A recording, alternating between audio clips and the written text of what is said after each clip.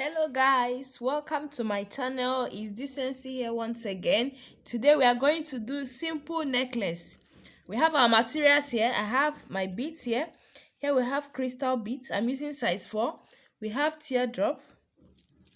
We have our hook and we have our thread.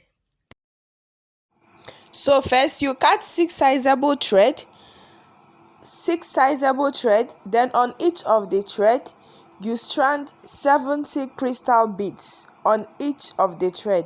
70 crystal beads, as you can see, 70 on each of the thread.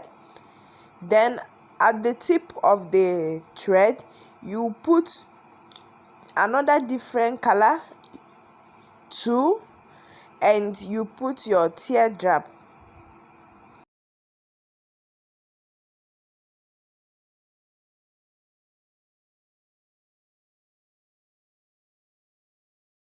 So after adding the teardrop, you put one stopper,